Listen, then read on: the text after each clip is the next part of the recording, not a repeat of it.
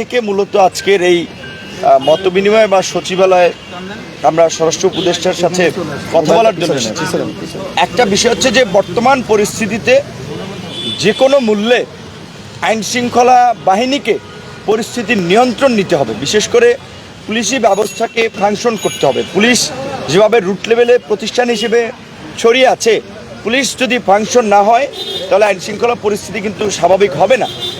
Police সহ সমগ্র প্রশাসনে গত 15 বছরে সরকার যেভাবে দলীয়করণ করেছে তাতে কিন্তু তাদের মতের বাইরে খুব কম লোক এই সমস্ত প্রতিষ্ঠানগুলোতে আছে। তাহলে রাতারাতি তো সব পরিবর্তন সম্ভব নয়। কাজে আমরা বলেছি যে এই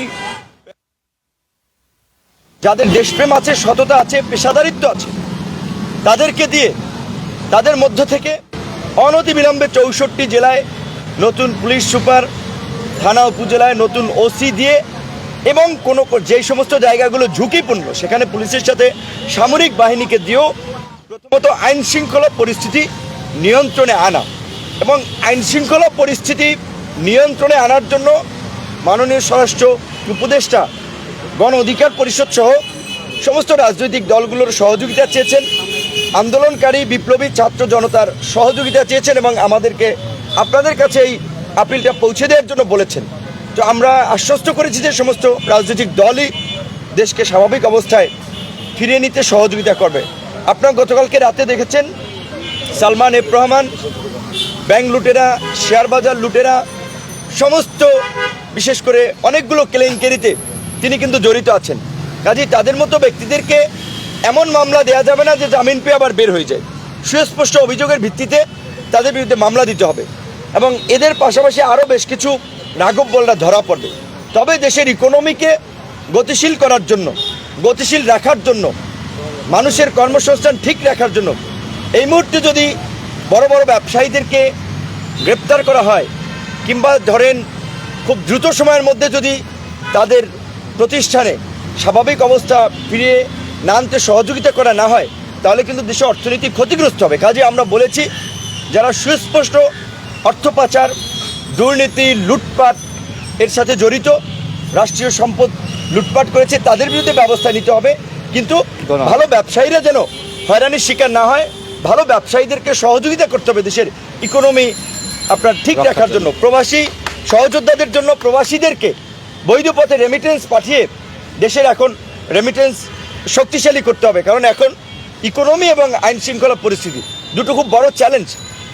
সালমান এফ রহমান ধরা পড়েছে, আপনার আনিসুল হক ধরা পড়েছে, আশা করি আজকে এবং আগামীকালকে আরও অনেক রাঘববোলের ধরা দেখতে পাবেন। তবে আমরা এই যে গণহত্যার যে মাস্টার মাইন্ড বা গণহত্যার মূল পরিকল্পনাকারী দেশদ্রোহী শেখ হাসিনা, যিনি শেষ পর্যন্ত ক্ষমতায় থাকতে ভারতের সামরিক বাহিনীর হস্তক্ষেপ চেয়েছিলেন, কাজে এই দেশদ্রোহী শেখ হাসিনাকে দেশে এনে বিচারের মাধ্যমে তার শাস্তি কার্যকর করার আমরা দাবি জানিয়েছি এবং শেখ হাসিনার সহযোগীদের মধ্যে অন্যতম ছিল ওবায়দুল কাদের। অনতিবিলম্বে ওবায়দুল কাদের সহ স্বরাষ্ট্রমন্ত্রী আসাদুজ্জামান কামাল যারা দেশে আছে লুকায়িত পালায়িত, শামীম ওসমান সহ তাদেরকে আমরা গ্রেপ্তারের দাবি জানিয়েছি। তারা কাজ করছে, আশা করি খুব অল্প সময়ের মধ্যেই অনেকে গ্রেপ্তার হবে। এখন ওই যে একটা কথা আপনার প্রচলিত আছে যে হাতি ঘোড়া গেল জল, মশা বলে কত জল, এরকম একটা কথা আছে না? তো এখন দেখেন আওয়ামী লীগের প্রধান শেখ হাসিনা দেশ থেকে জান নিয়ে পালাইছে, এখন তিনি দিল্লি বসে উস্কানি দিচ্ছেন তার নেতাকর্মীদেরকে, নৈরাজ্য তৈরি করার কথা বলছেন। এইখান থেকে আবার দুই একজনে কথাবার্তা বলতেছে, বরগুনার একজন কিন্তু অলরেডি কট। কাজে এই যে যারা আস্ফালন দেখাচ্ছে, গোপালগঞ্জ থেকে খবর থাকবে না কারো, কিন্তু আমরা পরিষ্কারভাবেই জানিয়েছি যে এই নৈরাজ্যকারীদেরকে অনতিবিলম্বে গ্রেপ্তার করতে হবে। এই যে ছাত্রলীগ, যুবলীগ, আওয়ামী লীগ সহ সারা দেশে যারা এই ছাত্র জনতার আন্দোলনে বন্দুক উঁচিয়ে গুলি করেছে, ভিডিও ফুটেজ আছে, তাদেরকে ধরতে হবে, কারণ নাহলে এরাই নৈরাজ্যটা করবে। এবং তারা আশ্বস্ত করেছে তারা কাজ করবে। সাংবাদিক, নাগরিক সমাজ, রাজনৈতিক দল এদের তালিকা করার জন্য আমাদের সহযোগিতা চেয়েছে। কাজে আপনাদের এলাকায় যেখানে মিছিল হয়েছে, সমাবেশ হয়েছে, সেখানে কারা বাধা দিয়েছে, কারা হামলা চালিয়েছে, এই সমস্ত সন্ত্রাসীদের তালিকা করা হবে এবং তালিকা করে তাদেরকে গ্রেপ্তার করা হবে। এবং পরিষ্কারভাবে আমরা একটা কথা বলি যে বাংলাদেশের মাটিতে আওয়ামী লীগ তার রাজনীতি করার বৈধতা হারিয়েছে, জনগণের উপর অত্যাচার চালিয়ে। কাজেই আওয়ামী লীগের রাজনীতি এদেশে আর ফিরে আসবে না। যারা দুঃস্বপ্ন দেখছেন তারা অন্ধকার কারা প্রকোষ্ঠে ও অচিরেই পতিত হবেন। কাজেই আপনাদের প্রতি আহ্বান জানাতে চাই যে এমন পরিস্থিতি তৈরি করে নিজের বিপদ আনেন না। শেখ হাসিনা হেলিকপ্টার করে ভারত নিয়ে গেছে শেখ হাসিনাকে। আপনাদের মতো আবর্জনা, চোর, বাটপার, লুটেরা, মাফিয়াদেরকে ভারতও নেবে না, হাসিনাও নেবে না। কাজে এইখানে ছাত্রলীগ, যুবলীগ করবেন, এখন রাস্তায় নেমে ভিডিও ধারণ করবেন যে ভবিষ্যতে দল ক্ষমতা আসলে আপনারা কিছু করবেন, ওই আশায় ঘুরে বেলি। আমরা অনুরোধ করব দেশের শান্তি শৃঙ্খলা বজায় রাখার জন্য যারা ছাত্রলীগ, যুবলীগ, আওয়ামী লীগের ছিলেন আপাতত তওবা কইরা জনগণের কাছে মাপ চাইয়া ভালো হয়ে যান। আর যারা গুরুতর অপরাধ করেছে তাদের ক্ষমা নাই, কারণ একেবারে এই সমস্ত মাফিয়া অপরাধীদেরকে যদি আমরা ক্ষমা করে দেই 2 দিন পরে সুযোগ পাইলে এরাই নৈরাজ্য করবে। কাজে এই অন্তর্বর্তীকালীন সরকার এই কথাটাই আমাদেরকে বলেছে যে দেশের রাজনীতিতে যেন একটা গুণগত পরিবর্তন হয়, এইরকমের যেন ফ্যাসিস্ট দানব যেন তৈরি না হয়। এখানকার প্রতিষ্ঠানগুলো, সেটা আপনার বিচার বিভাগ, সেটা আপনার গণমাধ্যম বলেন, দুর্নীতি দমন কমিশন বলেন, এইরকম যেন বেশ কিছু ভালো প্রতিষ্ঠান তারা গড়ে তুলতে পারে।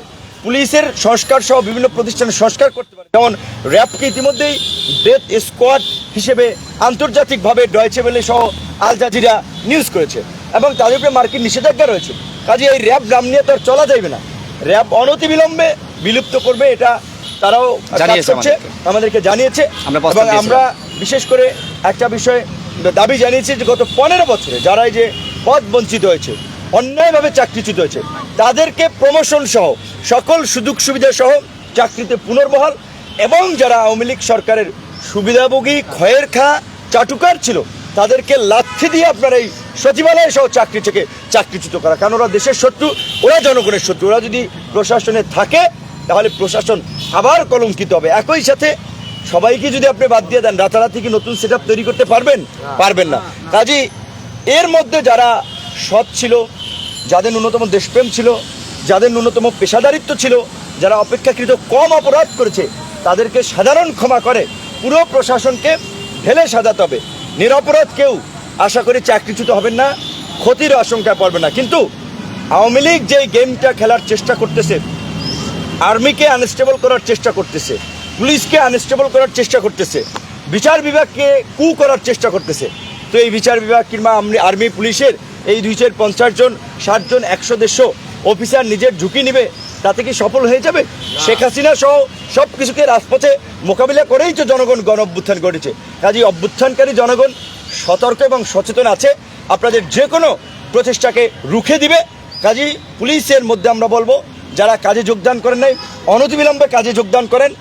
যারা অন্যান্য আপনার বাহিনী সহ প্রতিষ্ঠানে আছেন তারা অনতিবিলম্বে কাজে যোগদান করেন, এবং বিভিন্ন লোকাল এলাকা সহ শহরে রাজনৈতিক দল, নাগরিক সমাজ, আন্দোলনকারী ছাত্র জনতাকে বলবো আপনারা স্বপ্রণোদিত হয়ে থানায় গিয়ে ওসি সহ পুলিশের কর্মকর্তাদের সাথে মিটিং করেন, ইউনোর সাথে মিটিং করেন, জেলায় গিয়ে আপনার এসপি ডিসির সাথে মিটিং করেন, তাদেরকে আশ্বস্ত করেন আওয়ামী মাফিয়াদের তালিকা করে এসপি, ওসি, ইউনো, ডিসিদের কাছে দিন, ওদেরকে যেন গ্রেপ্তার করে এলাকার শান্তি এবং স্থিতিশীল পরিবেশ বজায় রাখার জন্য আওয়ামী মাফিয়া সন্ত্রাসীদেরকে গ্রেপ্তার করতেই হবে। কাজেই আপনারা আইন শৃঙ্খলা পরিস্থিতি স্বাভাবিক করতে সহযোগিতা করেন, প্রশাসনকে সহযোগিতা করেন, চিহ্নিত দুর্নীতিবাজ, দুর্বৃত্ত, সন্ত্রাসীদেরকে গ্রেপ্তারের জন্য প্রশাসনের কাছে তালিকা তৈরি করে দিন। ধন্যবাদ।